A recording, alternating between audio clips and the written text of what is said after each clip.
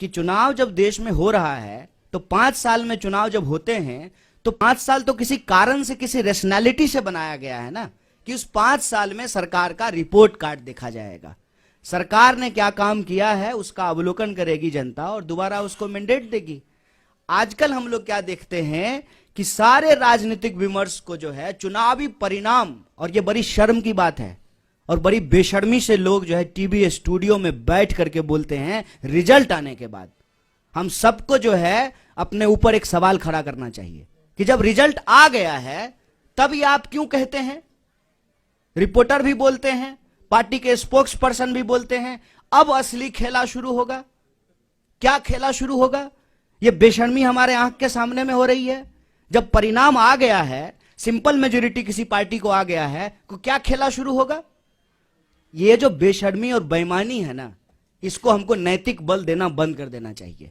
चुनाव जीतने की अगर बात करते हैं, मध्य प्रदेश की चुनाव हम नहीं जीत गए थे। कैसे मध्य प्रदेश में हमारी सरकार चली गई? क्या कर्नाटक में हम चुनाव नहीं जीत गए थे? क्या गुजरात में हमने जो है वो सिचुएशन नहीं देखा? जो लोग यहां बैठे हुए हैं उसके ऊपर आप तमाम तरीके का आरोप लगाते हैं, और वही लोग जो है जब भाजपा के दफ्तर में जाकर के बैठ जाएंगे तो सब ठीक हो जाएगा। क्या इस पे हम सवाल खड़ा नहीं करेंगे? आज इस देश में इंस्टीट्यूशंस पे अटैक है और इलेक्शन एक कंपोनेंट है। हमको दूसरे इंस्टीट्यूशंस के भी बारे में सोचना पड़ेगा। पार्लियामेंट अचानक से बंद कर दिया गया, बताइए। अचानक कोविड हो गया और सुबह में कोविड हुआ और शाम में कोविड समाप्त हो गया। वही लोग जो मास्क लगा करके पार्लियामेंट में आए थे सुबह में, शाम में मास्क लगाना भूल गए। भीड़ में जाते हैं तो मास्क नहीं लगाते हैं। जब रैली में जाते थे, जब डेल्टा वेरिएंट था, दीदी ओ दीदी कर रहे थे बंगाल के चुनाव में जाकर के, डेल्टा वेरिएंट था, तब जो है मास्क नहीं लगा रहे थे। और जब चीफ मिनिस्टर्स के साथ ऑनलाइन मीटिंग हो रही है, जूम कॉल हो रहा है, तब मास्क लगा लिए हैं। लोग को मूर्ख समझते हैं, बेवकूफ समझते हैं। चुनाव हम लड़ते हैं, चुनाव हम लड़ेंगे, लेकिन चुनाव के परिणाम के आधार पर यह कहना कि कांग्रेस पार्टी खत्म हो गई है, तो देख लीजिए कांग्रेस पार्टी खत्म हो गई है। तो जिस यात्रा को आप 7 सितंबर से इग्नोर कर रहे थे, जो ही हम दिल्ली के दरवाजे पे पहुंचे हैं तो पेट में जबरदस्त मरोड़ पैदा हो गया है। तमाम कोशिश कर रहे हैं।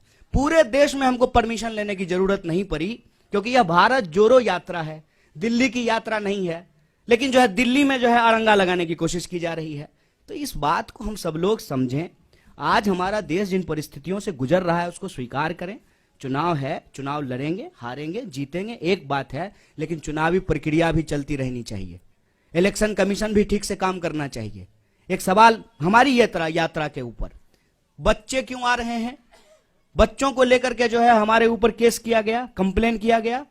और मोदी जी जब गए गुजरात में कैंपेन करने के लिए तो बच्चा को बिठा करके अपने साथ चुनाव प्रचार कर रहे थे, तब इलेक्शन कमीशन कहां चला गया? नियम कानून सबके लिए बराबर होगा ना। विपक्ष के लिए जो होगा वही सत्ता के लिए भी होगा। तो चुनाव के इर्द गिर्द विमर्श बना करके ना, हार जीत के इर्द गिर्द, और उस हार जीत में भी कोई नैतिकता नहीं है। जीती हुई पार्टी का विधायक खरीद करके सरकार बना लेना। जब तक यहां थे तो जो है देश विरोधी थे, हरियाणा में ऐसी।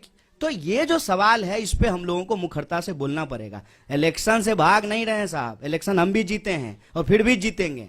इनको डर यही लग रहा है ना कि दिल अगर जीत लिया ना तो इस चुनाव कैसे हराएंगे। सारा सूटकेस जो है ना चाणक्य साहब का, वो घर में ही रखा रह जाएगा। एक बार जब लोग तय कर लेते हैं ना कि बिकेंगे नहीं, और जो लोग खरीदेंगे ना, आपको दिल्ली का एग्जाम्पल देना चाहते हैं। दिल्ली के भी प्रभारी हमारे बीच में मौजूद हैं। हमारे 2 लोगों को खरीदने की कोशिश की गई। ये चलन पैटर्न हो गया है। अब दूसरी पार्टियां भी ऐसा करना शुरू कर देगी। इस प्रवृत्ति पे हमको हमला करने की जरूरत है। उसके बाद आम लोग जाकर के घर घेर लिए। उसके बाद नहीं नहीं नहीं हम लोग कहीं नहीं जा रहे, हम यहीं रह रहे हैं। जनता के अंदर वो चेतना जगाना, ये हमारी प्राथमिकता है। चुनाव भी होगा, लड़ेंगे भी और जीतेंगे भी।